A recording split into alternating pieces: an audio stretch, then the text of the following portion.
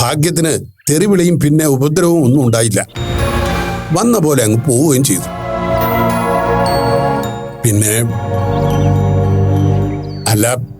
പിന്നെ അവൻ ഒരു ഒത്തുതീർപ്പിനൊക്കെ വന്നു. ഒത്തുതീർപ്പിനോ? കൊള്ളാം. എന്നിട്ട് അച്ഛൻ അയാളെ സ്വീകരിച്ചിരുത്തി സംസാരിച്ചോ? ഏയ് ഇല്ലില്ല, അയാൾ നേരിട്ട് വന്നൊന്നുമില്ല. ഒരു മധ്യസ്ഥനെ പറഞ്ഞയച്ചു, അത്ര തന്നെ. ആരെ പറഞ്ഞയച്ചാലും ഇനി ആ മോഹം നടക്കില്ല. അതിനുവേണ്ടി അയാൾ ആരുടെ വക്കാലത്ത് പിടിക്കുകയും വേണ്ട. ഞാൻ ഇനി അവിടേക്ക് വന്നാലും ആ കാര്യത്തിൽ ഇനി മറിച്ചൊന്നും അച്ഛനും ചിന്തിക്കണ്ട. അച്ഛൻ വരൂ, ഞാൻ നന്ദേട്ടനെ വിളിക്കാം. ആ ശേഖരമാമൻ എന്താ രാവിലെ തന്നെ? ഏയ് ഒന്നുമില്ല, രാവിലെ ഒന്ന് വരണമെന്ന് തോന്നി. ഇന്നലെ കിടന്നപ്പോ ഇവളെ കണ്ടിട്ട് കുറച്ചായല്ലോ, എന്നാ പിന്നെ രാവിലെ തന്നെ വന്നേക്കാമെന്ന് കരുതി. ഇതെന്താ? ഇവിടെ കിട്ടാത്ത കുറച്ച് കാര്യങ്ങളാ നന്ദേട്ടാ. കുറച്ച് വെള്ളരിയും പടവലവും. വല്ല കാര്യമുണ്ടോ ശേഖരമാമ ഇതൊക്കെ ചുമന്ന് ഇങ്ങോട്ട് വരേണ്ടത്? ഞാനത് ചോദിച്ചതാ. അപ്പൊ തനി നാടനാണല്ലോ എന്നൊരു എക്സ്ക്യൂസ്. എന്തായാലും കൊണ്ടുവന്നല്ലേ. അച്ഛനിരിക്കെ, ഞാൻ ചായ ഇടാം.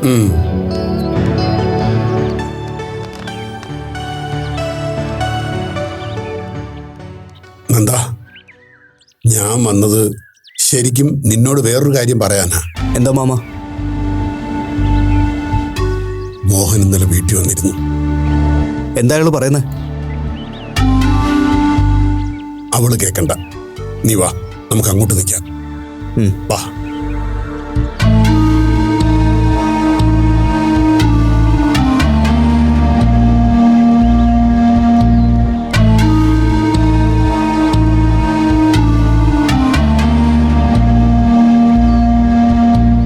അതെ, നമ്മൾ ഇപ്പൊ പറയുന്ന ഈ കാര്യം നീ ഉടനെ ചെന്ന് നിളയോട് പറയാൻ നിൽക്കണ്ട.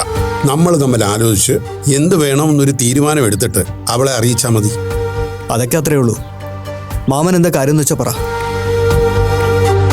അത് ഇന്നലെ മോഹനകൃഷ്ണൻ 2-3 ആൾക്കാരുമായിട്ട് വീട്ടിലേക്ക് വന്നിരുന്നു. അവൾ ഇവിടെ വന്നതിന് ശേഷം ഇതവൻ്റെ 2ാമത്തെ വരവാ. ആദ്യം ഒരു പ്രാവശ്യം വന്നിരുന്നു. അന്ന് പക്ഷേ മദ്യപിച്ചിട്ടായിരുന്നു വന്നത്.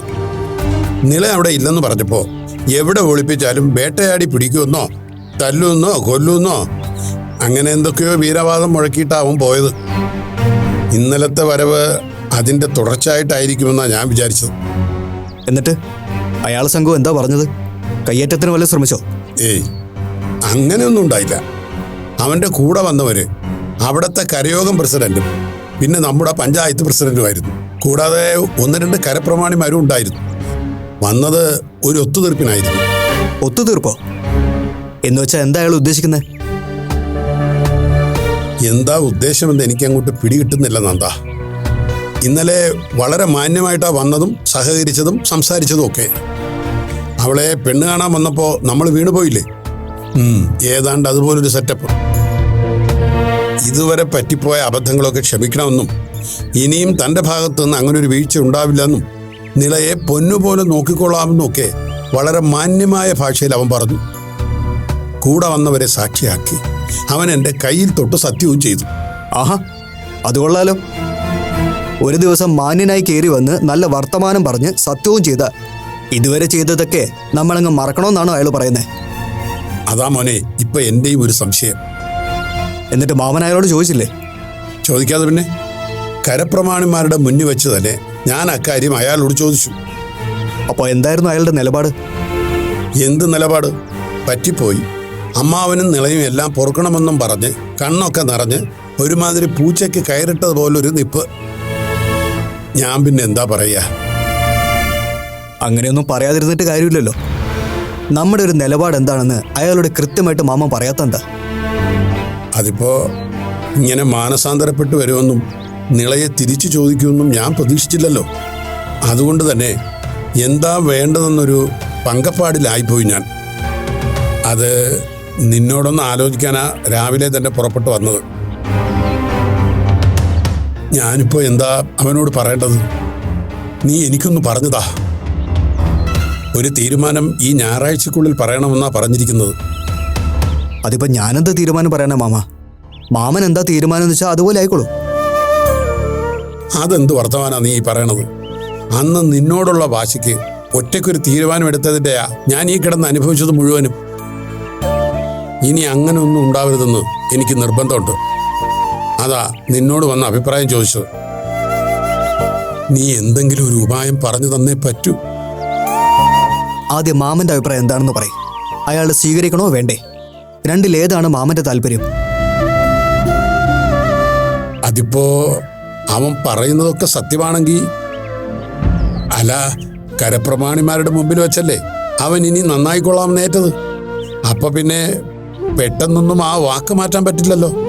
അതുകൊണ്ട് നിളയെ വീണ്ടും അയാളുടെ കൂടെ അയക്കണമെന്നാണോ മാമൻ ഉദ്ദേശിക്കുന്നത്? ഞാൻ അങ്ങനെ വിചാരിച്ചാലും അവള് സമ്മതിക്കുമെന്ന് തോന്നുന്നില്ലടാ.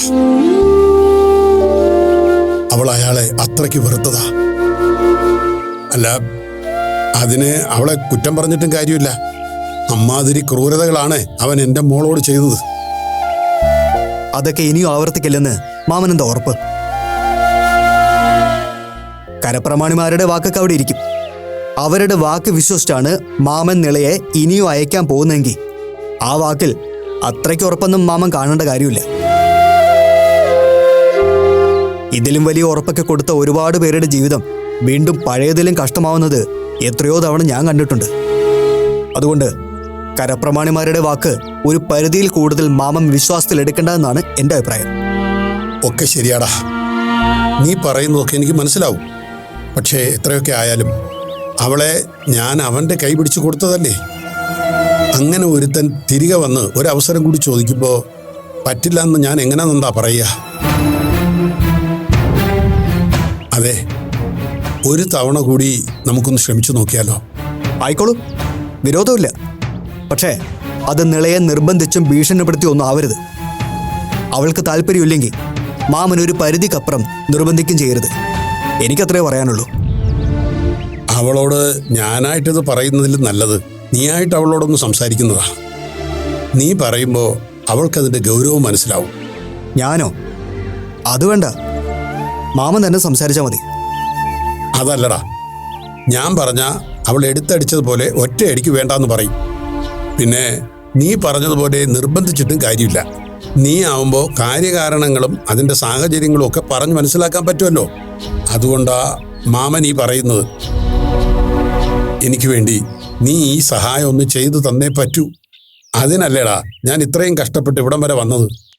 അല്ല, എന്താണ് മാമനും മരുമകനും കൂടെ ഒരു രഹസ്യം പറച്ചില്? ഇനി ചായ കുടിച്ചിട്ടാവാൻ ബാക്കി. വരൂ.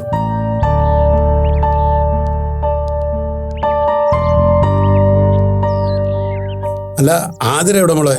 അവള് ഡാൻസിന് വന്ന കുട്ടിയെ വീട്ടിലാക്കാൻ പോയിരിക്കുക. ഇപ്പൊ വരും. അച്ഛൻ വന്ന് ചായ കുടിക്കുക. വാ. നിള, ഒരു മിനിറ്റ് ഒന്ന് വന്നേ, എനിക്കൊരു കാര്യം സംസാരിക്കാനുണ്ട്.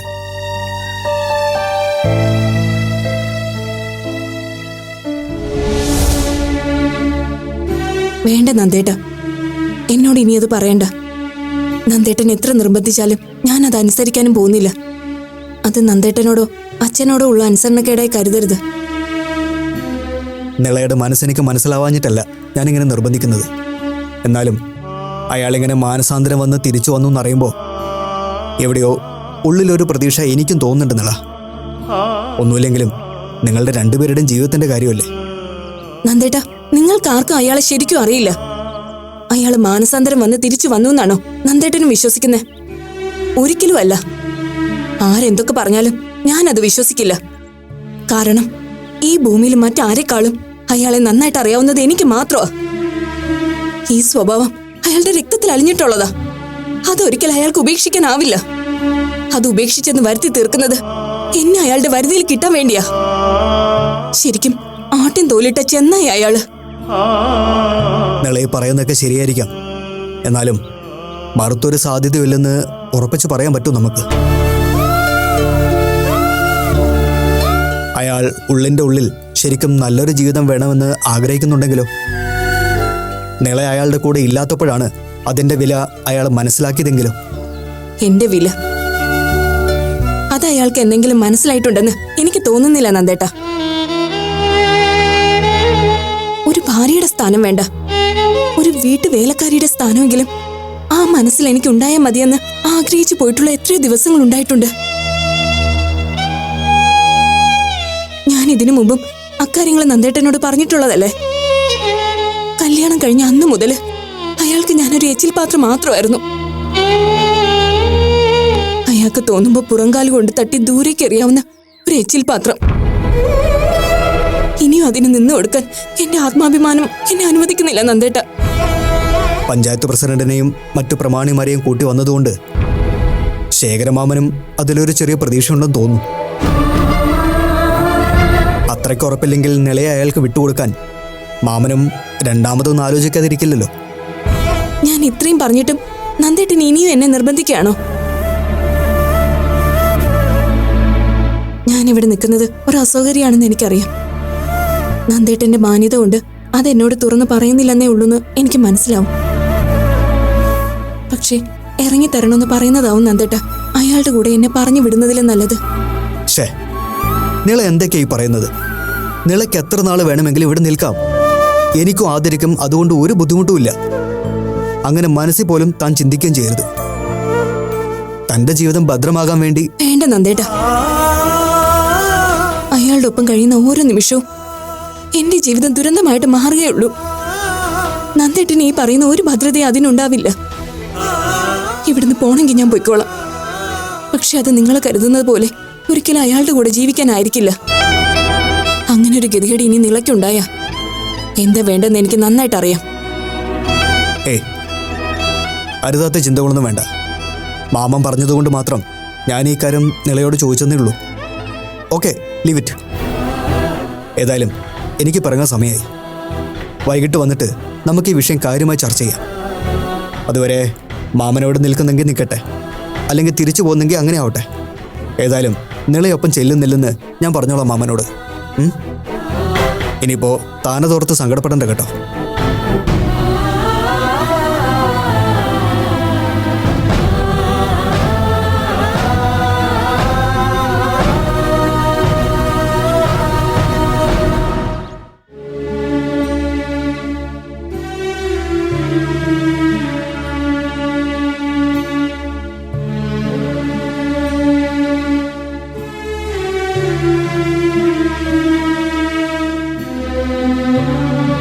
ഞാൻ ഇറങ്ങാം.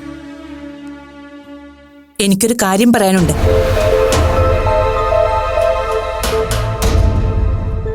ഞാനിന്ന് മാളുവിനെ കാണാൻ പോകുന്നുണ്ട്. എന്തിന്? അവളെ ഇങ്ങോട്ട് കൂട്ടിക്കൊണ്ടുവരാൻ. ഇനി അതെന്തിനാണെന്ന് അറിയണോ എന്റെ മോന്? അവൾ എന്റെ മരുമകളായതുകൊണ്ട് മാത്രമല്ല, ഇപ്പോ അവൾ എന്റെ മോന്റെ കുഞ്ഞിന്റെ അമ്മയും കൂടിയാ. അപ്പോ അവൾക്ക് സന്തോഷത്തോടെ ജീവിക്കാനുള്ള അവസരം ഒരുക്കേണ്ടതും അവളുടെ കാര്യങ്ങളൊക്കെ വേണ്ട വിധം നോക്കേണ്ടതും എന്റെയും കൂടി കടമയാണല്ലോ. ഭർത്താവിന് ഉത്തരവാദിത്വം ഇല്ലെങ്കിലും ഒരമ്മ എന്ന നിലയിൽ ഞാനതൊക്കെ ചെയ്യാൻ ബാധ്യസ്ഥയല്ലേ? എന്താ ഇനി അതിന് എന്റെ മോന് വല്ല വിരോധവും ഉണ്ടോ? അഥവാ ഉണ്ടെങ്കിലും തൽക്കാലം ഞാനതൊന്നും വകവെച്ച് തരാൻ ഉദ്ദേശിക്കുന്നില്ല. മമ്മി എന്നെ പരിഹസിയാണെന്ന് മനസ്സിലായി. പക്ഷെ എന്നോടുള്ള വാശിക്ക് അവിടെ ചെന്ന് സ്വയം പരിഹാസിയായി തിരിച്ചു വരേണ്ടി വരരുത്. മമ്മിയെന്നല്ല, ഇനി കർത്താവ് തമ്പുരാൻ നേരിട്ട് ചെന്ന് പറഞ്ഞാലും മരുമോളുടെ മനസ്സ് മാറുമെന്ന് പ്രതീക്ഷിക്കണ്ട. അങ്ങനെ വാശി പിടിച്ചു നിൽക്കുന്ന ഒരാളുടെ മുന്നിൽ പോയി സ്വയം നാണം കെടേണ്ട കാര്യമുണ്ടോന്ന് ഒന്ന് ആലോചിച്ച് നോക്കിയാൽ മതി. ഇല്ലടാ, ഇതിലെനിക്ക് ഒരുപാട് ആലോചിക്കാൻ ഒന്നുമില്ല. അഥവാ ഇനി അവരുടെ മുന്നിൽ എനിക്ക് നാണം കെടേണ്ടി വന്നാലും അതെന്റെ പൊന്നുമോൻ കാരണമാണല്ലോ എന്ന് കരുതി ഞാൻ അങ്ങ് സമാധാനിച്ചോളാം. മമ്മി കാര്യം അറിയാതെ എന്നെ ഇങ്ങനെ കുറ്റപ്പെടുത്തുന്നത്? ഞാൻ പറഞ്ഞല്ലോ, ഒരു കോംപ്രമൈസിന് എന്നെ കൊണ്ടാവുന്ന വിധം ഞാൻ ശ്രമിച്ചതാ. അവളോട് സോറിയും പറഞ്ഞതാ. എന്നിട്ടും അതൊന്നും മനസ്സിലാക്കാൻ ശ്രമിക്കാതെ സ്വന്തം വാശിയിൽ ഉറച്ചു നിൽക്കുന്ന ഒരാളോട് ഇതിൽ കൂടുതൽ താഴാൻ എന്റെ അഭിമാനം സമ്മതിക്കുന്നില്ല. നിന്റെ അഭിമാനമല്ല, ദുരഭിമാനമാണ് പ്രശ്നം. ആരെയോ ബോധിപ്പിക്കാനാ നീ പോയി ഒരു ഒത്തുതീർപ്പിന് ശ്രമിച്ചത്. ദാ ഇതുപോലെ സ്വയം ന്യായീകരിക്കാൻ വേണ്ടി ഒരു ക്ഷമ പറച്ചിലും. അല്ലാതെ ശരിക്കും നിനക്ക് വേണ്ടി തന്നെയാണ് നീ അവിടെ പോയതെന്നും അവളെ എവിടേക്ക് വരാൻ ക്ഷണിച്ചതെന്നും നെഞ്ചിൽ കൈവച്ചു പറയാൻ പറ്റുമോ നിനക്ക്? അത് അവൾക്കും മനസ്സിലായിട്ടുണ്ട്. അതുകൊണ്ടാ അവള് നിന്റെ ഒപ്പം വരാൻ കൂട്ടാക്കാത്തത്. ആദ്യം ഭരിക്കേണ്ടവനാണ് ഭർത്താവ് എന്നുള്ള നിന്റെ വൃത്തികെട്ട ഈഗോ നിന്റെ മനസ്സിൽ നിന്ന് മാറ്റാൻ ശ്രമിക്ക. എന്നിട്ട് ഒപ്പം ജീവിക്കുന്ന പെണ്ണിനെ മനസ്സിലാക്കുകയും സ്നേഹിക്കപ്പെടുകയും ചെയ്യേണ്ടവനാണ് ഭർത്താവെന്ന് മനസ്സിൽ ചൊല്ലി ഉറപ്പിക്ക. അപ്പൊ നിന്റെ എല്ലാ പ്രശ്നങ്ങൾക്കും ഒരു പരിഹാരമാകും. മമ്മി പറയുന്ന കേട്ടാ തോന്നുമല്ലോ എന്നെ പോലെ സ്നേഹശൂന്യനായ ഒരു ഭർത്താവ് വേറെ ഉണ്ടാവില്ല എന്ന്. മമ്മിക്ക് അങ്ങനെ വിശ്വസിക്കാനാണ് ഇഷ്ടമെങ്കിൽ ആയിക്കോ. ഞാൻ ആരെയും എന്റെ ഈഗോ അടിച്ചേൽപ്പിക്കാൻ നോക്കിയിട്ടില്ല. പിന്നെ ഒരു പരിധിക്കപ്പുറം അപേക്ഷിക്കാനും നിർബന്ധിക്കാനും ഞാൻ പോയില്ല എന്നുള്ളത് സത്യം തന്നെയാണ്. അതെന്റെ ദുരഭിമാനോ ഈഗോ ആയിട്ട് മമ്മിക്ക് തോന്നുന്നെങ്കിൽ ആയിക്കോ, വിരോധമൊന്നുമില്ല.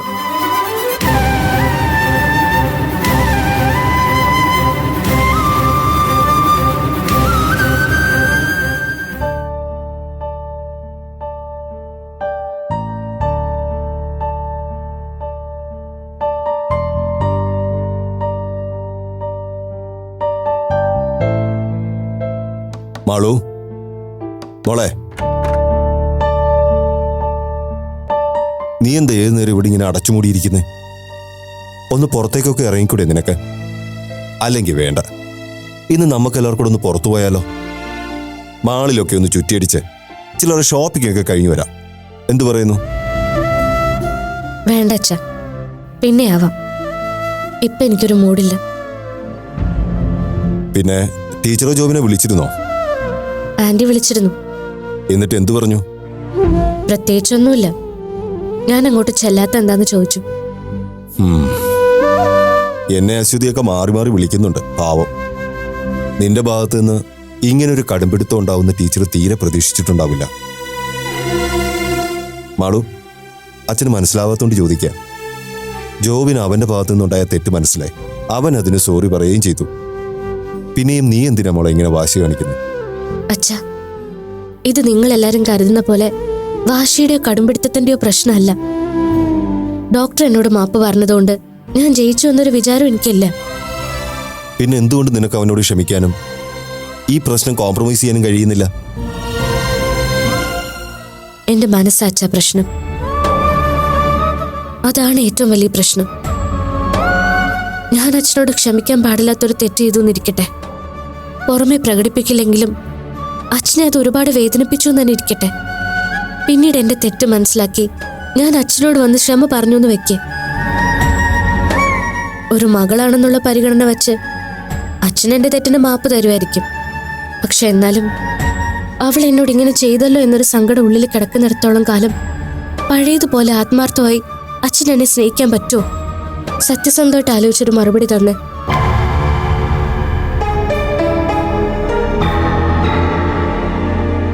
ആലോചിക്കാൻ അച്ഛൻ ഇത്രയും സമയം എടുക്കുന്നുണ്ടല്ലേ? അത് തന്നെയാ ഇക്കാര്യത്തിൽ എന്റെയും പ്രശ്നം. ഡോക്ടറോട് എനിക്ക് ക്ഷമിക്കാൻ പറ്റുന്നുണ്ട്, പക്ഷെ അതിനപ്പുറം പഴയതുപോലെ ആത്മാർത്ഥമായിട്ട് എനിക്ക്. നോക്കുമാളൂ, നിന്റെ ഫീലിങ്സ് അച്ഛന് മനസ്സിലാവുന്നുണ്ട്. പക്ഷെ അതിന്റെ പേരില് ഇപ്പൊ നീ ജോബിനോട് കാണിക്കുന്ന ഈ അകലം തികച്ചും ബാലിശമാണ്. ഇങ്ങനെ അകന്നു മാറുന്തോറും മനസ്സിലെ അതൃപ്തിയും സങ്കടവും കൂടുകയുള്ളൂ. അതേസമയം നീ അവനുമായിട്ട് കൂടുതൽ അടുക്കാൻ ശ്രമിച്ച ഈ സങ്കടം വേഗം മറക്കാൻ നിനക്ക് കഴിയും. അങ്ങനെ സ്വിച്ച് ഇട്ടതുപോലെ മാറാനും മറക്കാനും എനിക്ക് കഴിയുന്നില്ല അച്ഛാ. അതാണ് എന്റെ പ്രശ്നവും. എന്നുവെച്ചാ ഇതിന്റെ പേരിൽ നീ ഇങ്ങനെ പിണങ്ങിപ്പിരിഞ്ഞ് ഇനിയുള്ള കാലം മുഴുവൻ ഇവിടെ കഴിയാനാണോ നിന്റെ തീരുമാനം? നോ, അതൊന്നും പ്രാക്ടിക്കൽ അല്ല. അതിനുവേണ്ടി വലിയൊരു ഇഷ്യൂ ഒന്നും ഇവിടെ നടന്നിട്ടുമില്ല. ഞാൻ പറഞ്ഞല്ലോ അച്ഛാ, ഇഷ്യൂ വലുതാണോ ചെറുതാണോ എന്നുള്ളതല്ല പ്രശ്നം, എന്റെ മനസ്സാ. എന്ന് കരുതി ഇനി ഒരിക്കലും ഞാൻ ഡോക്ടറുടെ ആന്റിയുടെ അടുത്തേക്ക് തിരിച്ചു പോയില്ലെന്നല്ല ഞാൻ പറയുന്നത്. എന്റെ ഉള്ളിൽ ഇപ്പോഴുണ്ടായിരിക്കുന്ന ഈ മുറിവ് ഉണങ്ങാൻ സമയം വേണം. അത് കഴിഞ്ഞാൽ ഞാൻ ചിലപ്പോൾ തിരിച്ചു പോകാൻ തയ്യാറായെന്നിരിക്കും. അതും ചിലപ്പോഴേ ഉള്ളൂ അല്ലേ? അല്ലാതെ ആ കാര്യത്തിൽ നിനക്ക് ഉറപ്പൊന്നുമില്ല അല്ലേ? ആ, കേട്ടില്ല അശ്വതി ഇവള് പറയുന്നേ? അവൾക്ക് ഇപ്പോഴെങ്കിലും ജോബിന്റെ അടുത്തേക്ക് പോകാൻ മനസ്സില്ലെന്ന്. എന്നെങ്കിലും ഇവൾക്ക് പോകാൻ തോന്നുന്നെങ്കിൽ അന്നേരം ആലോചിക്കാമെന്ന്. അതിനും ഉറപ്പൊന്നുമില്ലെന്ന്.